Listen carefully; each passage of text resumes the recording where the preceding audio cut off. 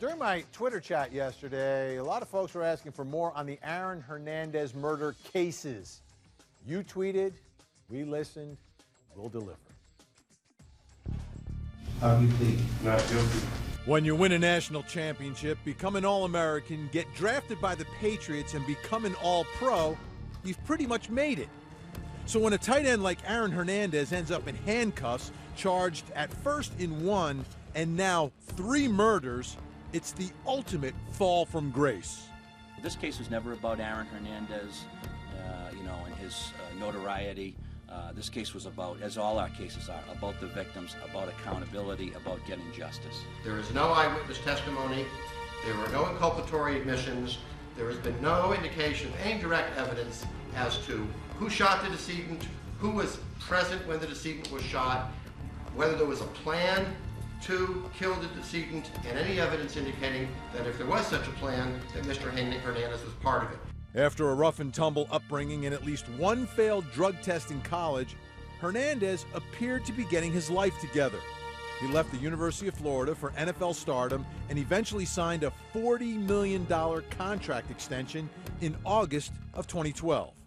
It's a blessing, and hopefully I make the right decisions with it and have a good life.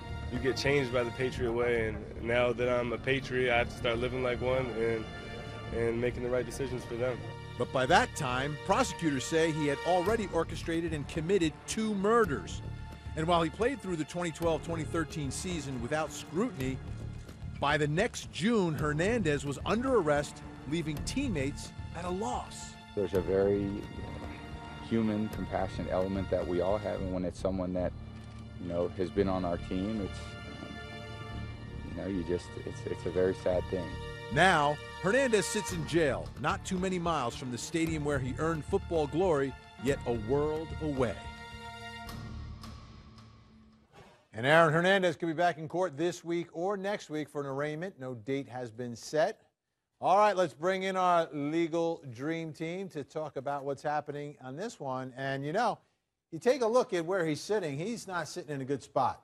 I mean, he could hire Ashley Merchant, Joey Jackson, fly in Darren Kavanoki, and he'd still, I think, be behind the 8 ball on this one, Joey. Potentially, and I think that certainly with the double Potentially. He is Switzerland today. I mean, listen. No the bottom cuffs, line too. Is, look, we always have to give someone the presumption of innocence. That always applies, and it's never good to face an indictment for 1 murder, much less 3. But being indicted means that a grand jury found 2 things. 1, there's reasonable cause to believe that a crime was committed, and 2, that you did it. But it's far from the burden of proof beyond a reasonable doubt. He's in trouble, but how much trouble going forward we're going to see as the evidence unfolds. All right, Joey. Well, is it possible that Hernandez has been involved in other potentially deadly incidents? The Orlando Sentinel says a Florida state attorney says investigators are, quote, interested in talking to Hernandez about an unsolved 2007 shooting that happened when Hernandez was playing for the University of Florida. Let's check out some of the similarities that have come out in police reports. Hernandez and his teammates got into an altercation with some people at a Gainesville nightclub in 2007, just like Hernandez and his friends in Boston in 2012. In both cases, victims were shot at a red light soon after by someone in another vehicle. We need to stress that Hernandez was only 17 at the time of the 2007 shootings and was never charged in any of it. But I would guess, Mike Brooks, that investigators are going to take an even closer look now. Absolutely. In fact, one of the witnesses who was in the car, who was in the back seat of the 2 victims that were shot, sitting at that red light, he came out and basically described Hernandez as being a possible suspect and another University of Florida defensive player who was also with him who ran from the scene. But then all of a sudden later, he retracted his statement and said he wasn't even there. I find that highly unusual also. Well, what's interesting here is there's a lot of connections. Like the 2 murders that he's been indicted on, there's connections going on here. Right. My question to you, Ashley, is now that he's behind bars facing these charges, do you think it's more likely or less likely that other people may come forward with information about things that happen in Florida or perhaps elsewhere?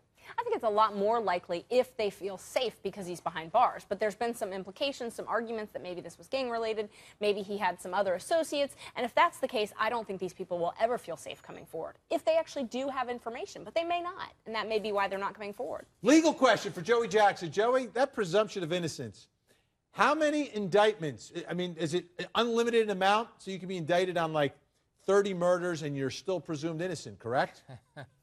The answer is yes. Listen, and are we going to blame him now for everything? Now all of a sudden, I saw him here. I saw him here. Who shot JFK? The reality is that if there's proof that substantiates it, bring it forward. Let's have a trial. But we can't start blaming him for everything. And we also know, Vinny, that eyewitness identification is historically unreliable. Right, which is why it's so good that we've got a videotape in one of the murder cases where he's holding a gun, Mike, right? Exactly. That's going to help. Yeah, don't have to rely on the eyewitness. We can just go to the videotape. That's going to help a great deal. The game film, if you would. But there's just so many similarities, you know, with the nightclub, getting into a confrontation in Boston, Florida. They're just so close together. And Hernandez just happened to be there. Miss University of Florida sitting next to me. Oh, she's a gay Oh, doc. yes. Oh, yes. And I can tell you that prosecutor, Bill Cervone, in Gainesville, Florida, if he had had evidence, any evidence to charge him with that crime, he would have charged him. He didn't have anything. Yes. And he's a tough prosecutor. Because his witness went away. He's a tough prosecutor. So if the he had witness had the was evidence, not credible. he would have brought it. How do you know up there, Mr. New And York? Ashley Merchant was just a freshman when Hernandez was a sophomore. Yes, I so wish. I was still in high school.